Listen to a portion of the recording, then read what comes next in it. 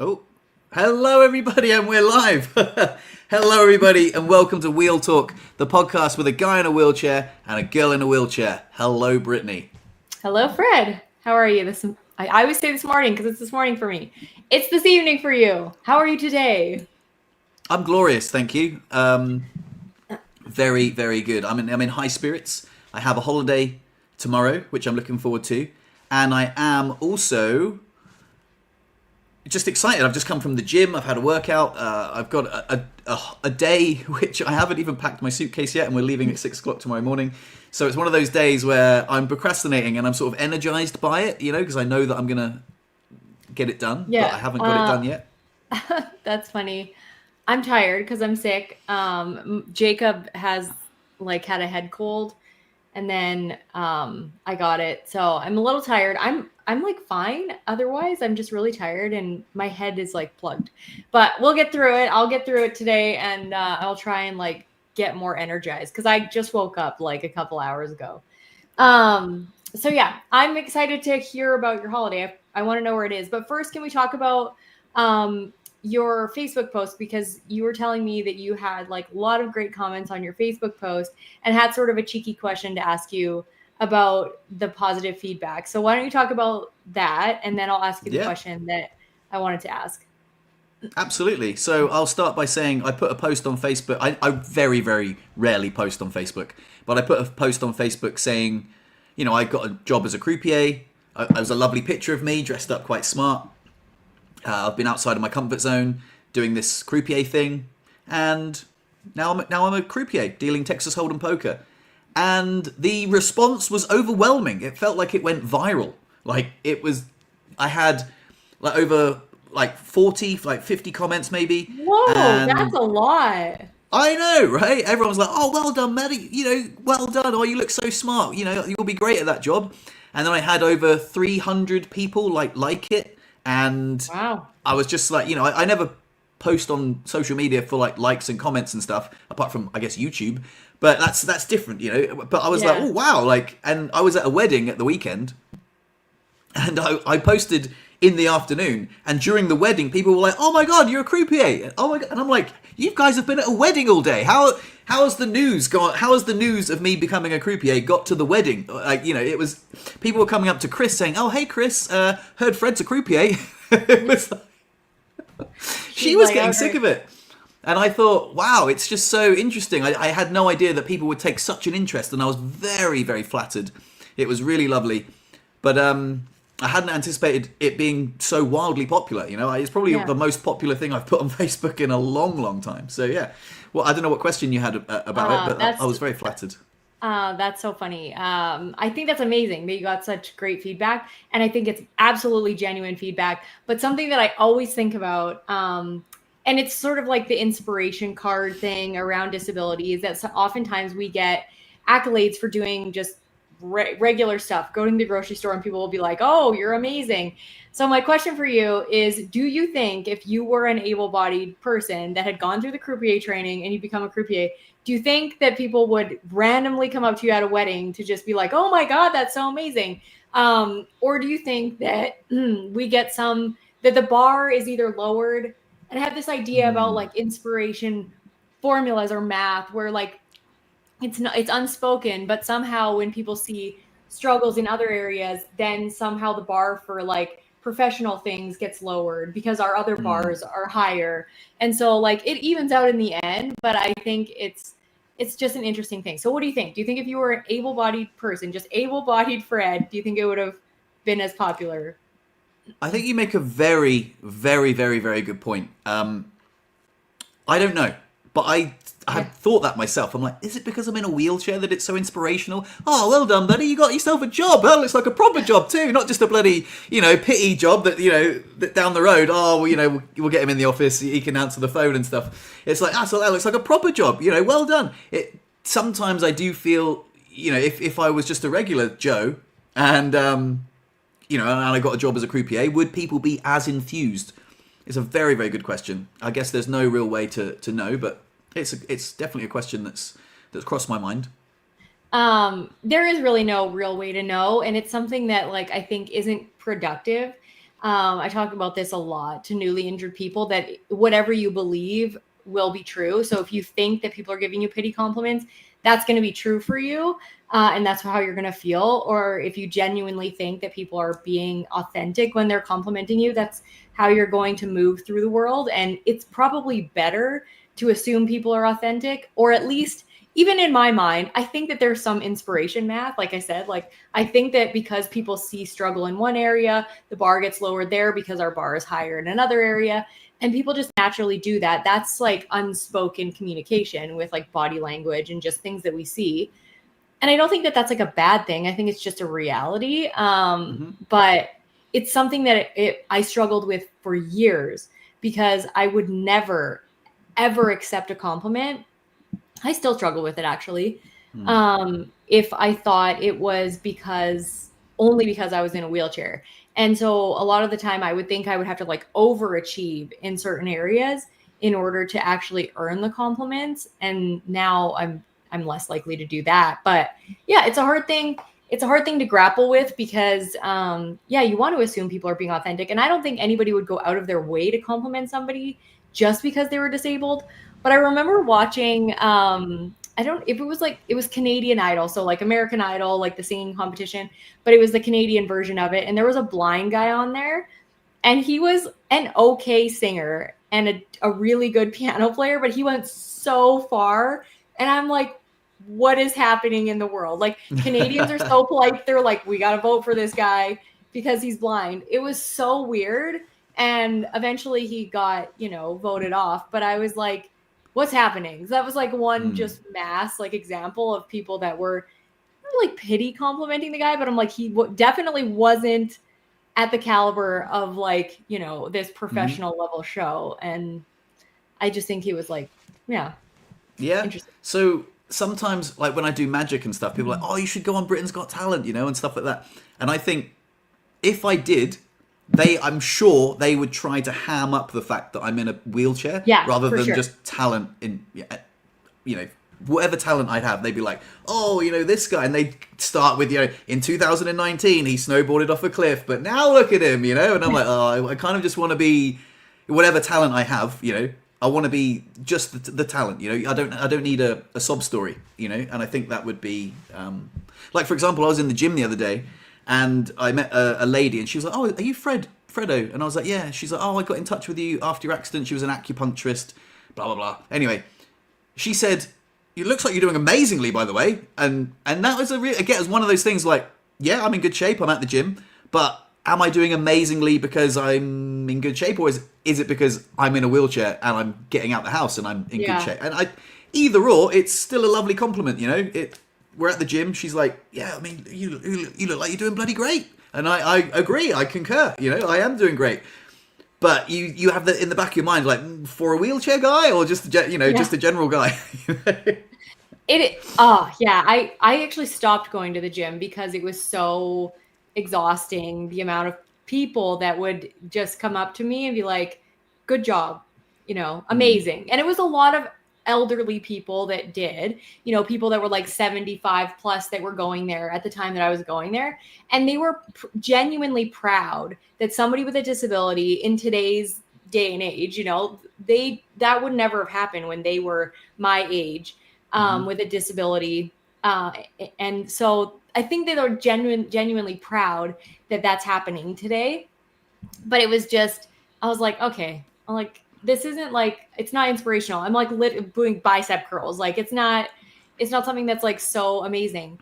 But you do actually have some impressive shit, even like not just for somebody in a wheelchair. So like you can do more pull-ups than probably 80% of the able-bodied people at the gym, 90%, maybe even more. Like just your level of physical fitness as a man, not even like wheelchair like aside, is impressive. So I think that like that, you earn or whatever, but there's a lot of people that just go to the gym and people are like, oh, that's amazing. And it's just silly. You know what I mean? But it's just that I just thought it was a cheeky conversation. So we can move on. To be fair, I was doing some pull-ups, and I think when you get to like anything after 16 pull-ups, people are like, wow, that's pretty good, man. And Yeah, I think I've gone down. Like I think my personal best was 21 pull-ups, like strict. But now I think I've gone down to about 16. I get really pooped at 16, and I'm like, oh. But then I'm like, I can only do 16. But actually, 16 strict pull-ups is still really good. You know, it's not quite as good as like when I was, you know, my summer of fitness. You know, I was like peak fitness, but it's still pretty good. You know. Yeah. James says, has Britt done any pull-ups? No, I haven't. Don't bug me about it.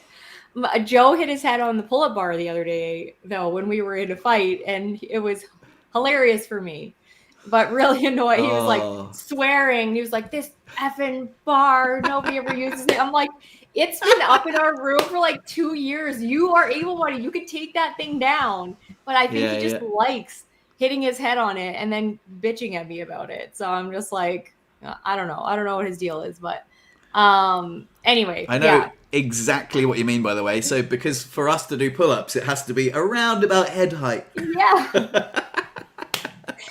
I love it. Yeah. I had one set up in my old house, and we put like neon stickers on it. So like, because it's black. So neon stickers. So this was back a long time ago. So Lou could like duck her head under it. And yeah, it was just very inconveniently placed. But yeah, I know exactly what you mean. Like for us to put a chin-up bar up, it's got to be just around about like nose height for like those able-bodied folks. Yeah, because I can't physically reach it otherwise. And even this one, like I have to like reach really far with my like fingertips and then kind of like pull myself up to it. But anyway, yeah. Interesting. Yeah. So where are you going on your vacation? Oh, good question. I am going to a retreat in the UK called Yeah. I'm going to a retreat called Relationship Rising Retreat, and that's why I'm wearing these glasses actually. Oh wow, they make everything look so much cooler actually. I want to keep them on. But they said bring an item of clothing that says like expresses something about you, and I was like, I don't really know what item of clothing that is. You know, I don't really dress. I kind of dress quite simply. And then I found these, and when I talk about seeing life through the lens of love, and I was like, oh, these are amazing. Plus, I think they look cool, but like, they look cool from this way and this way. Like, I really like them. So I was like, these are amazing. I'm going to take these, and that's why I'm wearing them today. But that's for some sort of, I don't know. I have no idea. I'm remaining open-minded. It's a little bit of a spiritual gathering, something that Chris initiated. She said, it's about communication, the masculine and feminine coming together in harmony. It's kind of like that woo-woo language that I feel like a slight tinge to, like, oh, but at the same time, I kind of want to embrace it because I know that it's gonna be an investment in our relationship. And recently we've been arguing a fair bit, so I kind of really want to, invest in better communication so we can have more harmony in our relationship, especially since we've started living together. There's been some volatile moments, shall we say. So I think that I really want to embrace it and see what comes of it. I think that's amazing. I don't know whether Joe would ever go do something like that. Like, he's not a guy that will like journal or anything. He'll talk about his feelings, but he's definitely not a guy that would like go introspective, you know what I mean? He doesn't seem to do that. And if he does, like, he always is like, he thinks that's where like anxiety comes from and stuff, because I am very introspective and I'm anxious and all that stuff. So he's just like, you just have to be able to like turn your thoughts off, don't think about that stuff. And I think that even though it can cause like overthinking and anxiety and stuff, I think that's where all the power comes from too. So yeah, I don't know whether he would do that, but I think it's very cool that you guys are going to do that. And I can't wait to hear about it and what you guys actually do there. How many days is it? Do they like provide all the meals and everything, or like what? Yeah. So it's from tomorrow to next Sunday. So Wednesday, Thursday, Friday, Saturday, Sunday, 5 days. But I guess we arrive late tomorrow because we're flying tomorrow morning, and then we leave on the Sunday. So it's actually like, it's 5 nights, I think, but or 4 nights. I don't know. It's they do provide all the food. I don't really know what sort of structure they have. They have like a fire circle, like a fire pit, where you can fire. And I'm sure there'll be rituals. And they asked me to do a form, like fill out a form with lots of questions, which was really interesting. I had to think like, what, these questions were like, what are the biggest blocks in your life, and how do you want to communicate better? And it started, to be honest, I was like, I don't know how to answer this, and it was optional as well, so I didn't really, I put it off until last night, and then I started writing, and then all of a sudden, like the floodgates opened, and I was like, this, I want, I'm struggling with communicating with my parents, I'm communicating with my partner, and I want to, come at disagreements with curiosity rather than defensiveness, I want to diffuse situations before they, I want to disagree, harmoniously with someone if I don't see the, I want to react less emotionally, and all of these things come up, and I was like, this is great. And then I took all the answers, and think what some people might disagree with this. I took all the answers, copy and pasted them, I put them into ChatGPT, and I said, hey, listen, ChatGPT, tell me something about myself. This is, I've just answered all these questions, I'm going to this retreat, and it gave me loads of amazing life advice, and I was like, that's so good. It's really wonderful, because the questions prompted so much introspection. I gave all that honesty to the AI, and the AI gave me some phenomenal feedback, which I wish I'd listened to last night, because I actually got into a wicked disagreement with Chris, and I was like, I got defensive. Like, where's the curiosity? It's so easy to receive advice, but it's so much harder to put that advice into practice, So I've got the advice, it's just, so hopefully this retreat will help me integrate the things that I need to do for Chris and I to live in harmony, because we love each other, we want to live in harmony. These little disagreements, they really disrupt, the harmony in our lives. I think the thing that I've realized over the years, and I still suck at this, that really it's never about what it's about mastering how you feel in the moment, and like finding the pause between how you're feeling and what you want to say in that moment, because there's always a pause. And I did like a parenting course years ago to find that pause, like with my kids, and I found it mostly like where I can just not do what my emotions want to drive me to do in the moment. But that's the hardest thing to do in a relationship, especially because there's always that like gray area where it's like boundary setting is important, and it does disrupt harmony, and you do have to stick up for yourself. But deciding when that is important is so hard, because sometimes it is and sometimes it isn't. And I struggle with this, which is one of the things that I actually said that I wanted to talk about, when I physically can't do something for myself, but I want to advocate for something that I think is important, but I can't physically do the thing. And so I need somebody's help to do it. But I want, do I get to maintain control over that? So a lot of our arguments are things like, well, you can't do that, so you don't get to fucking complain about how it's done. And then I'm like, but that's so that just strips away all the dignity from me as a person. And do you even respect me as your wife? If I can't do it, it's not my fault that I can't do it, and you're helping me, I don't get any say in it whatsoever. There's so many things that there's no right or wrong answer, and it's just a struggle. So I don't know that there's a good answer ever, really. But you like I said, you have to disrupt the harmony in order to maintain healthy boundaries. But deciding when is always hard. I don't know. You make a really good point, because you can't do stuff. Yeah. Does that give you the right to micromanage how someone else does it when they're doing you a favor? Because that doesn't really seem very fair on the other person. Yeah. But then on you, it doesn't seem very fair that, you're not really doing it the way if I could do it, I'd do it much more thoroughly. You're doing a terrible job. And the other person's get jog on, mate. I'm doing it. I'm doing you a favor here, What do you want from me? Well, I want you to do it in a specific way, and I want to micromanage everything. And if it's not up to scratch, I'm going to complain. And you're like, well, yeah, mate, it's a tough one, but I feel like you have to make peace with the fact that you will never get it done in a way that is going to be satisfactory to you. You have to make compromises. You have to accept that I can't do this job. The person who's doing this job for me is going to do it maybe to a lower standard, but that is life. Yeah.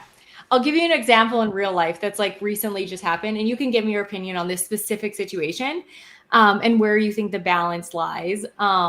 So on the weekend, I went to clean up mouse poop in my RV again. We got mice in our trailer again, and I've cleaned up. I had mice in my house 2 years ago.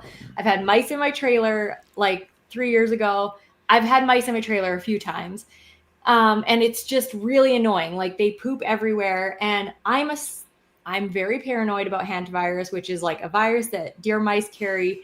And it's literally deadly. So it's very rare, but it's deadly. So there are ways that you have to like manage cleaning up the poop so that the virus doesn't become airborne and cause sickness, right? So I'm really paranoid about mouse poop. Joe thinks I'm like a city princess and that mice are inevitable.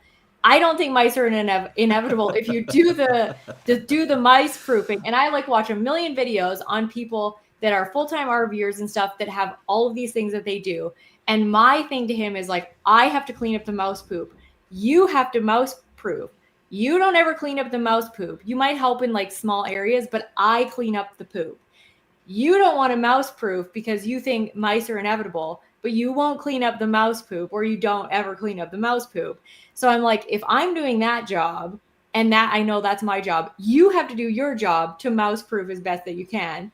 And I don't want to go to a trailer that has mice poop in it. Like that's not fun for me. And I'm like, you might be able to sleep by mouse poop and not worry about getting hantavirus, but I get paranoid. So then when I'm like, I can't mouse proof under the trailer, so I physically can't do the things that I want to do.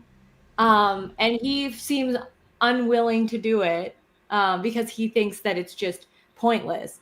And I'm like, well, you don't know. You haven't tried. If you try and then we still get mice, then you can tell me it's pointless. But anyway, so that's just like a recent thing that we've like struggled with. And before you go on, I just want to say that resonates. That resonates so much. Yeah. I can understand. I can empathize with both Joe and you. Totally.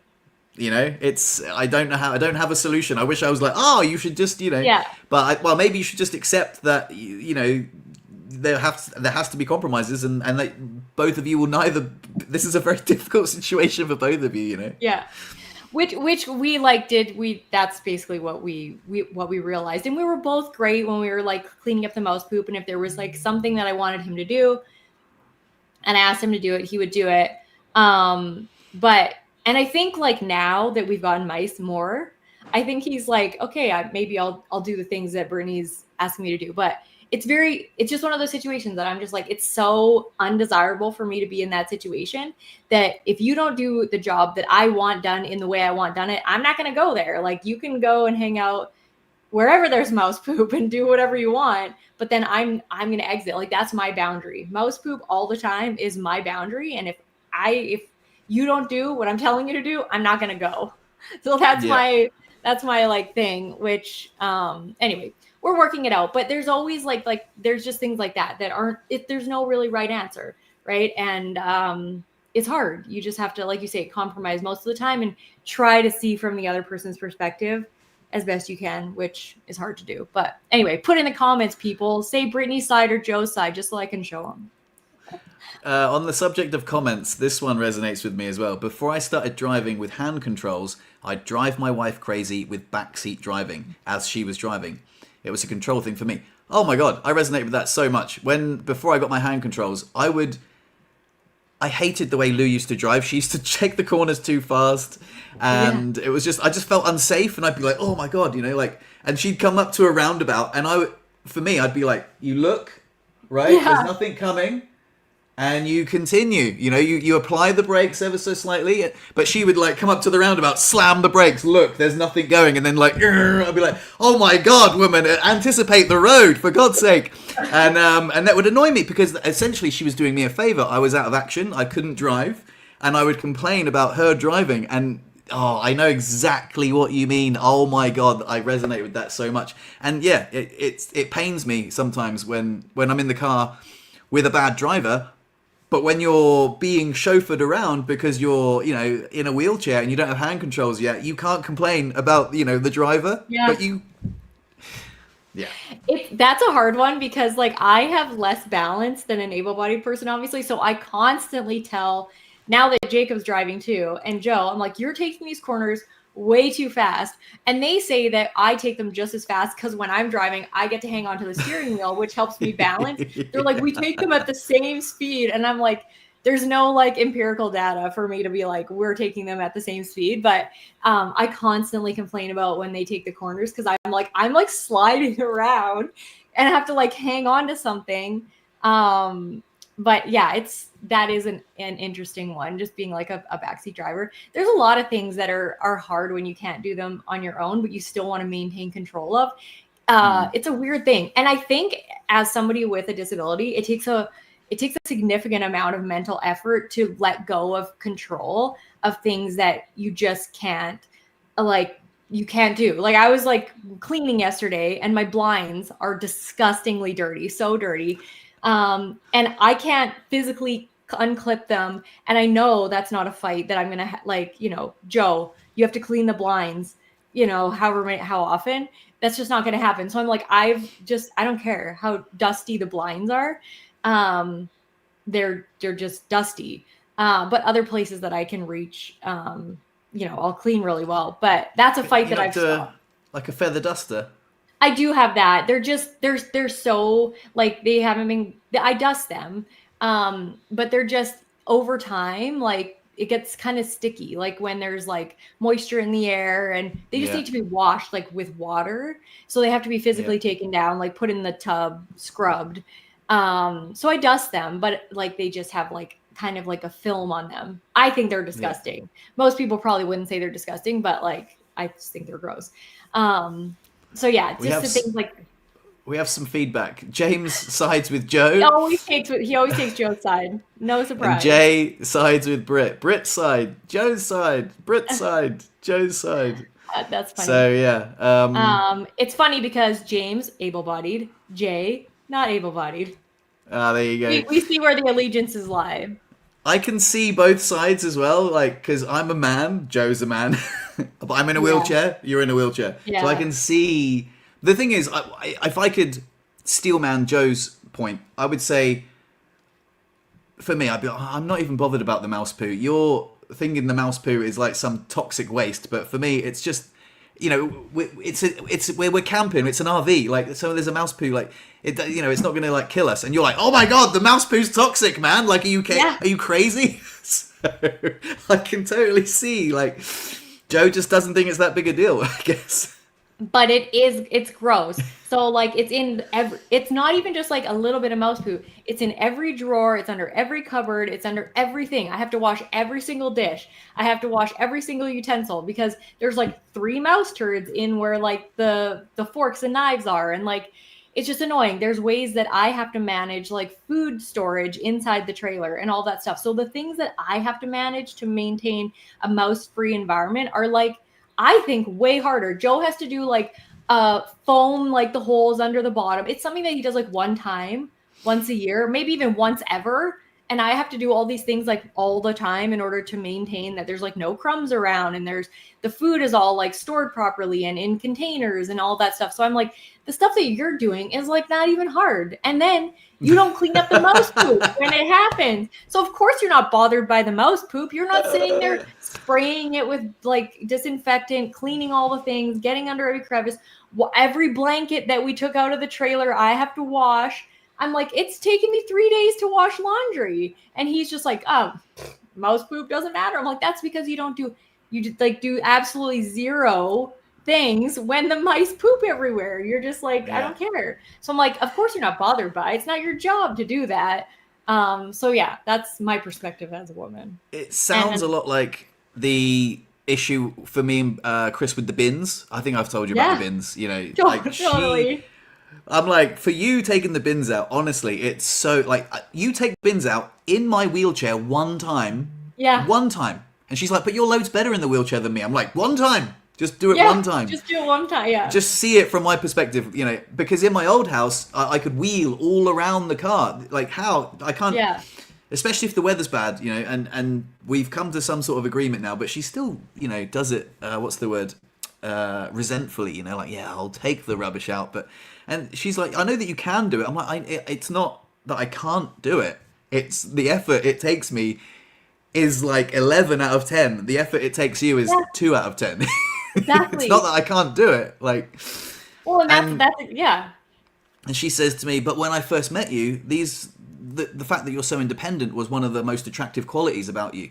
And now, you're saying, oh, you take the bins. I'm like, yeah, but now they're our bins. Yeah. Like, I'm just saying, help a brother out, Exactly. And I think that that's like one of the things that you're like, part of being in a relationship is that you get benefits that they make your life better, not just in like emotional ways, but actual like financial, physical, like all these things. There's a share of a workload, right? And yeah, you just have to like, I don't know. I think that there's like things like that that are you get into that like struggle with, because some of the stuff you're like, well, if you were on your own, you would have to do it anyway. But you're like, but I'm not on my own. I'm not on my own. That's the whole point, right?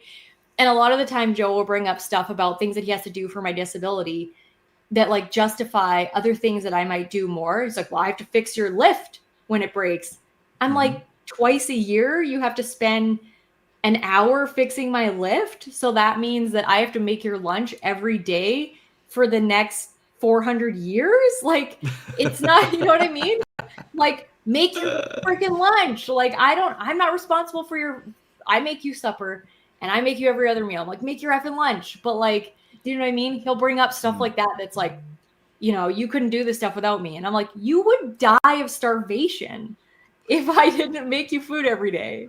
So This like, all sounds so familiar. yeah. Sorry, I interrupted you. No, it's totally. And these things happen. Like, it doesn't even matter whether you're in a wheelchair. Like, these are just natural things that happen. And it's sometimes more exaggerated with the wheelchair because we get in the thing where we're like, it's harder for me, and yet I'm still doing this, and you're not giving me credit for it, and it's harder. Yeah. Well, I said this to Chris the other day. I said, if the roles were reversed and you were the one in the wheelchair and I wouldn't take the bins out, right? And because she's got a group chat with her friends where they complain about, each other's partners and stuff, I said, if you put on the group chat that I wouldn't take the bins out and you had to take the bins out, play the game, how would they react? And she's like, it's different. I'm like, how's it different? Because you're a man. I'm like, yes, exactly that, because I'm the man. But I'm the one in the wheelchair. And if the roles were reversed, I would be an absolute dickhead, right? I'd be the dickhead. You would. But because, I'm a man and I'm in a wheelchair, you're not the dickhead for not taking out the bins. Like you're like forcing me to do a task that is objectively far more difficult. And she's like throwing up, because you're a man. And then when we talk about like traditional gender roles, she's like, she has this allergic reaction, like, you're a bloody misogynist. I'm like, oh, what? Where's the equality? Where's the equality? Yeah. It is really that is an interesting argument.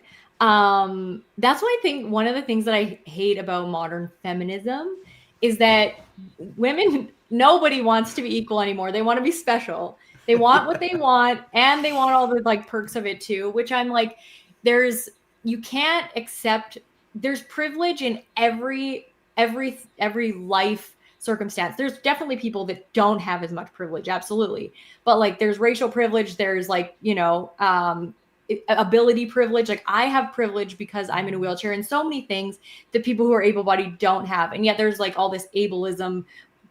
I think it's bullshit. Like, all around. Yes, there's societal like norms that cause people to have ideas about disability and able-bodied people and all that stuff. But I don't think that there's like a systematic like thing that's trying to keep people with disabilities down. I don't think that that's a thing.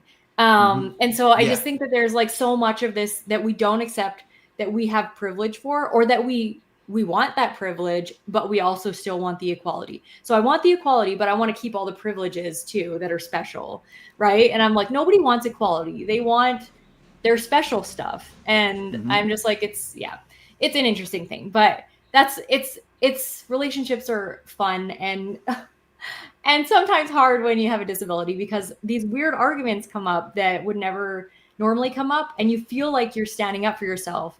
Able-bodied jobs, disabled jobs. Yeah. I think that's good.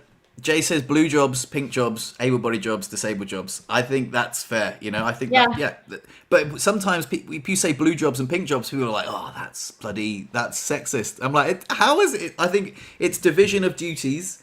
And perhaps they're traditionally like fit into traditional gender roles, and some people are like, you trying to keep women down. We had another one of those examples recently of like pink job, blue job things that like I don't understand why. So I asked Joe, my tire pressure sensor came on in my car, so it tells me when the tire pressure in my tires are low. And I told Joe, and he didn't fill them up. And I was like, oh my God. So then the next day I was driving to the acreage to clean up mouse poop so that I would help clean up the mouse poop. And my tire pressure thing wasn't filled up. So I was like so mad. I'm like, this is a blue job. But he's like, it's your car. I'm like, it's a blue job. I don't care if it's my car. I'm like, I don't have to fill up the tires like on my van. I am the woman. I'm like, I make your food. And he like literally, before I went to the acreage, he called me. He's like, bring food. Click. I'm like, okay, I'll bring the food, but you can't fill up my tires before I come. So I'm like, it's just irritating. And then he taught Jamie last night when he got home from work. Joe, if you're watching this, I didn't say anything, but I was pissed about it. He taught Jamie how to fill up my tires, how to check the pressure on my tires. I'm like, I get like, I'm great. Girls should know how to do this stuff, but I'm like, dude, we should know how to do it. And it's not that I don't know how to do it. I have a tire pressure gauge in my thing, but I'm like, the fact that I have to do it when you called me and was like, bring food to the acreage because you can't make food. I'm like, dude, come on now. So this is another one of the things that like pink jobs, blue jobs. I have one exactly. You have one of these. They're really good. One. They are so awesome. Still. So for those of you who might just be listening audio only, this is a remote tire pressure thing, and it is remarkably good. It's so small. It also doubles as a like a charging point, so you can like put USB charge. It's got a torch, and it pumps up your tires. And it is, look how small it is. It is remarkably good. It does it on your wheelchair, and it does it on the your car tires and stuff. But it is really cool. I think it was only like $40 off Amazon. Like unbelievable good value for money. But like the connection that you have, because mine you have to twist on. It's so annoying. I need that thing. Yeah. What is that called? Anyway, so when I have low pressure, it's very, very easy to just do it yourself. I'm not saying that I'm not trying to take sides here. I'm just saying it's not a difficult job. It's not a difficult job at all. It's not a difficult job at all. It was just annoying to me that I asked him to do it and that he didn't do it, and that I was driving to the acreage to clean up the mouse poop for the mice that he thinks are no big deal. And then he phones me to say, bring me food. I'm like, okay, I'll bring you food, which I did. I went and got the food and brought the food so that he could have something to eat. I was just annoyed that it's like, I can tell the able-bodied versus like, not able-bodied. And it's not, like I said, it's not hard, but that's not the point all the time. Right? Yeah. It's just I get it. I can see your frustration. Honestly, you should talk to Chris about the bins. I think you would get on very, very well. That's really funny. That's different. Although I guess it's not hard. I think the thing is, like, you would find common ground somewhere. I don't know. Maybe we should do like couples therapy together. Just I'll just be like, Joe, I feel you. I get you. I'm in a wheelchair. And then Joe would be like, he's even in a wheelchair and he agrees with me. And I'm like, oh god, maybe it could be actually worse. It would probably be worse. And we'd probably end up like fighting in like a 4 people fighting about stuff, and then it would be like able-bodied versus wheelchair, and then men versus women, and it would no. That's the interesting thing, is that people being in a wheelchair, the only thing that brings them together is the wheelchair. There's different, generally like religious, political gender, whatever it is. Like there's all these different things that people come from, and the only thing that's bringing them together is a wheelchair. And sometimes that it doesn't matter. Like you still hold your worldviews of, the gender you belong to or whatever. Right. So yeah, interesting. We can move on from this, like complaining. Perfect. On that note, I want to give you a great example of how Chris and I managed a disagreement recently. Very, very I say very harmoniously. It was a disagreement, but then with the help of my good old friend ChatGPT, I managed to see things like from her point of view. I don't know whether to say it out loud because I don't want people to. Actually, I'll just say it, right? Because I like investments and stuff, and I've got investments in Tesla, and as a Tesla shareholder, we get to vote on an upcoming vote, and I really don't want the comments to be like tribal. The point of this story is how to disagree with people that you don't agree with in harmony. So I showed Chris this video. I was like of Tesla, and this is the sustainable abundance for all. That was the message. Sustainable abundance for all. Look at this. And it was like robots and like power walls and solar panels and like self-driving cars and, and I was like, oh, isn't this cool? She did not share my enthusiasm. She was like, I don't, that doesn't look great to me. And I was like, what do you mean? How are you not enthused by this vision of the future? Humanoid robots doing all the labor, sustainable abundance for all. How can you not get behind that message? And she likes to go in the woods a lot, spend a lot of time foraging for mushrooms. And ever since my accident, I've been a bit of a homebody. I can't really access the areas that she goes to in nature. So we came to like blows about this. Like I was like, how are you against sustainable abundance for all? Anyway, so she wasn't doing a very good job of explaining herself. And so we got a little bit emotional and then we disagreed. She went into the shower and I had a lovely chat with my good old friend ChatGPT saying, oh, look, I've just had a disagreement with my girlfriend. But instead of like reinforcing it, saying, oh, she's a bloody naive idiot, I was like, look, she's suggested some things that maybe she hasn't explained very well, but could you steelman her point for me to give me the best form of her argument that you can so I can understand her point of view so we can understand each other? And essentially she was like, that ChatGPT told me a very, very good side of her argument, and I was like, oh, I can agree with a lot of that. There's so much more common ground there than like it looks like we're this far apart. Like we're coming at it from like, oh my god, you're a techno optimist, you're a Nazi, and oh, you're a bloody hippie, you want to protect the trees. Or, I don't know, not so much, but like actually we're way closer than we think about like what we agree on. So basically, she was saying because like.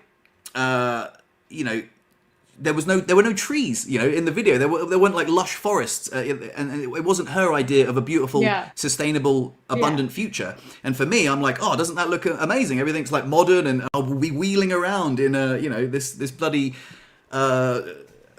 mechanical paradise kind of thing, right? So anyway, I read ChatGPT's little monologue, and I said, listen, does that sound like your point of view? And she said, that sounds amazing. I wish I could communicate that with you. I wish I could communicate that articulately, but I agree with all of that. And I said, well, there's so much of that I agree with too, And then I gave my point of view, and she said, well, yeah, there's actually so much of that I can agree with as well. And I can see where we differ is actually a lot smaller than like, what we, the chasm that previously we thought that we were on either sides of. And considering the current political climate, where people are very tribal and the most extreme voices are amplified and people think that they have so much differences.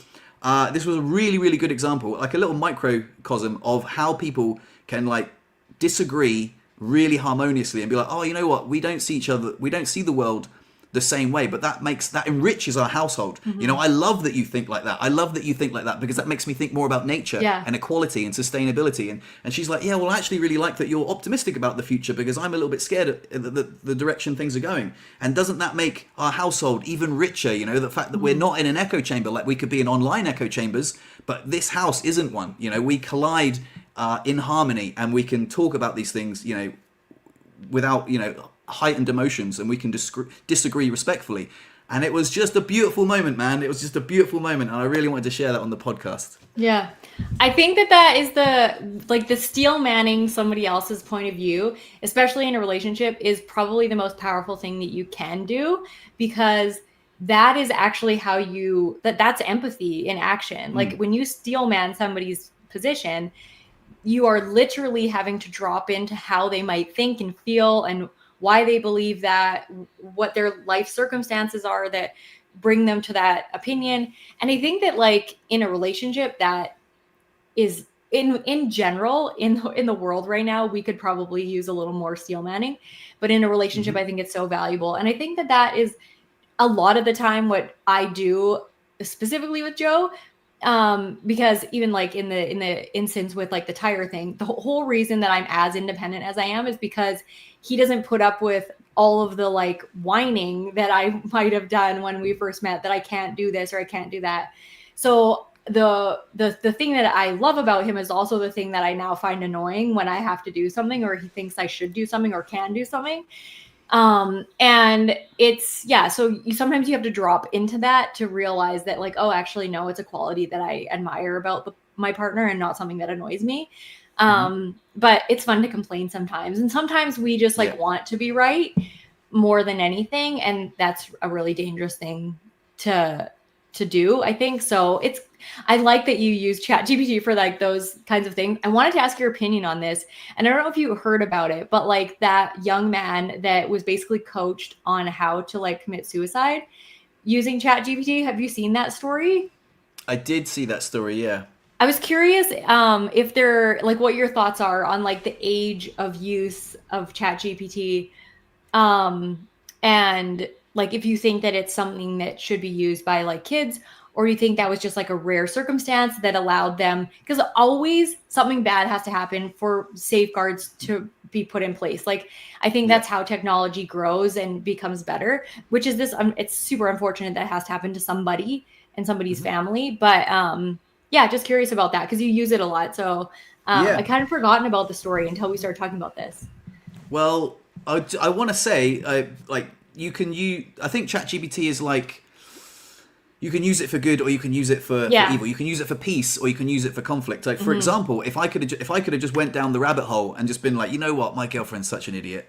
Can you believe that she has this opinion? And it could have been like, wow, yeah, I mean, I agree with you. That sounds perfectly reasonable. Your girlfriend sounds like an idiot, right? And then it just carried on like reinforcing my point of view. But because I said, look, to be honest, my girlfriend sounds like a bit of an idiot. But where are the blind spots in my thinking? Can you steelman her point of view so perhaps I can understand her better? Because I actually want harmony in my relationship. I don't want her to think that she's a naive idiot, because I know that there's many qualities about her I love. So why don't you highlight the blind spots in my thinking? Where have I got it wrong? And that was a really valuable tool. So that you see how like the tool can be used. Yeah, it's not necessarily ChatGPT's fault that guy managed to talk ChatGPT round to suggesting like different ways of killing yourself or whatever. That was just like, I guess, kind of smart on the kid's point, I guess. But do you know what I mean? Like it can be used for good or evil. But so, for example, conflict, you could definitely make it worse, and you could harbor these negative feelings because ChatGPT could be reinforcing how much of an idiot your partner is, and you're like, oh god, and then next thing you're filing for a divorce, and you're like, So. True. It's the inputs. It's the inputs, not necessarily the outputs, but sad situation anyway, just because obviously that's never an outcome anybody ever wants. But there was also something on here that I wanted to like talk about that was about that roller coaster in Florida that somebody was asking about. So I wanted to bring that up just before I forget. Sure. Okay, so hi Garrett. Hi guys. Are you following the case of the guy who was in a wheelchair who died on the Florida roller coaster of Epic Universe? I'd be curious to hear your take on it. I had no idea the guy was in a wheelchair, and I'm totally going to go figure that out because I do know that he died, and I do know that it had something to do with like chest impact or something. I haven't gone and read the autopsy or if they've done an autopsy or whatever, but I'm so curious now that he's in a wheelchair because I'm always curious how the safety changes when you don't have trunk support and what things that they will allow people with disabilities with limited mobility or balance or all those things, like how they allow that on rides, and the safety measures that they have in that. Because if you don't have trunk support, stomach muscles, I can absolutely see that if like, say he was like paralyzed from the chest down and that was his pivot point, like his center of gravity, and he was like smashing up against like the harnesses and stuff, that it could probably have caused serious damage. So I'm interested to go and read more about that. But yeah, I didn't know that he was in a wheelchair. So now it's making a little bit more sense as to how maybe he would have passed away from the accident or the ride. But yeah, I just wanted to talk about that because I have been following that. Yeah, I've never heard of it.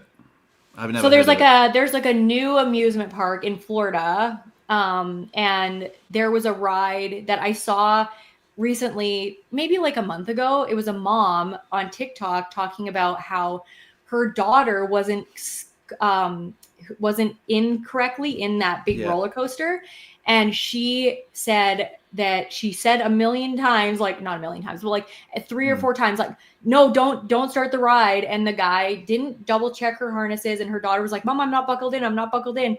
And her mom literally like had to hold her in the entire ride. And she like filed a complaint and like did all this stuff, and they didn't really do anything about it because they didn't believe her that her daughter wasn't like buckled in. But she was like, I was like literally holding the thing down the entire time. Must have been terrifying. Oh my God. So like her story was like terrifying. And so then I was aware of this amusement park and that specific roller coaster. And then just like a couple weeks later, this happened with the guy that passed away that was unresponsive when the ride ended, which is like so sad. So now I'm going to be same ride. Oh, wow. Really? Wow. Same ride. So now I'm going to be even more paranoid about like just rides in general, because anything like to give me anxiety, I mean, bring it on. Just make me more scared of the world. Right. I can't stay much longer because I've got a pack. But I want to tell you about the greatest magic trick I've ever pulled off. But first of all, I'm going to send you a picture, Brittney, on your phone. I don't want you to look at it just yet. And I want the chat to help us out. So chat, I want you to give us random numbers between 1 and 52, okay? Just give us random numbers between 1 and 52 and some random playing cards as well. Just random playing cards. And Brittney, it was going to randomize this massively. Okay. I'm going to send you a picture, but I don't want you to look at it just yet. Okay, I won't look at it. Where are you? WhatsApp. Brittney Noonzig. While I'm waiting. This is such a great compliment. Thank you, Ryan. Hi, Brittney. You have such great advice. Love you. I love all of my fans too. Followers. Excellent. Whatever. So I want to tell you about one of the great. I don't want to play it up that much, but I want to tell you a story. You know, like I'm an amateur hobbyist magician. Yeah. I pulled off one of the best magic tricks of my life at the weekend. It was at a wedding for my friend Hugo and Rachel. And in between the band finishing and the DJ starting, I was like, this is my opportunity. I grabbed the microphone. I was on the microphone, right? No. And I said, listen, everyone gather around. I've got something special to do for Hugo and Rachel. And what happened was I gave them a picture. And I said, look, I gave them a present. Sorry, I gave them a present. And I said, look, I want you to keep that, but don't open it just yet, okay? Don't open it just yet. And I said, Rachel, I want you to think of a number between 1 and 52, but just so you don't think of the same number, you think of an odd number, and Hugo, you think of an even number.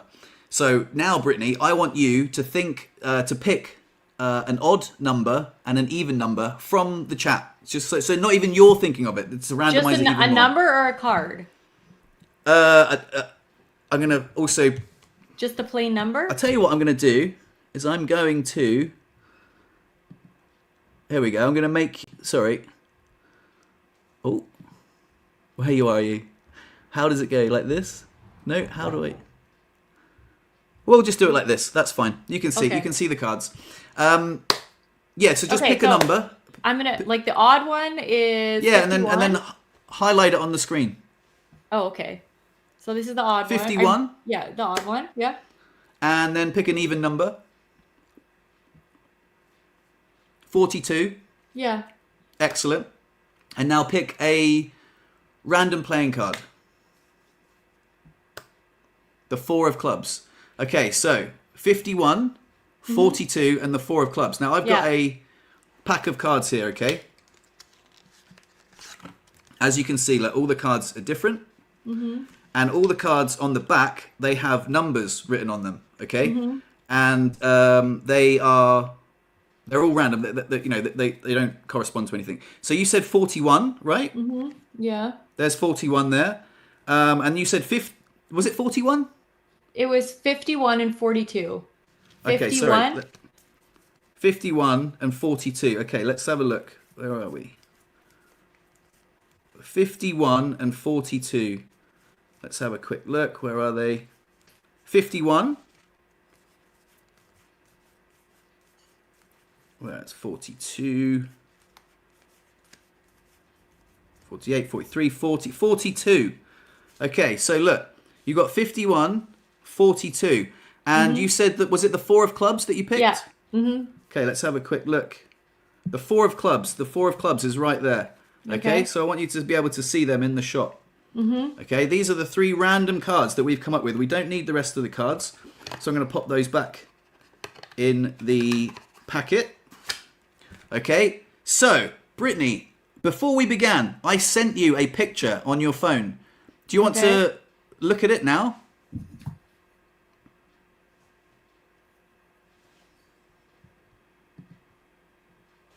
It says, can I show it? Yeah, show people. So this is the picture that I gave Hugo and Rachel for their wedding. I don't know if you guys can see it. Maybe I can get it on my phone.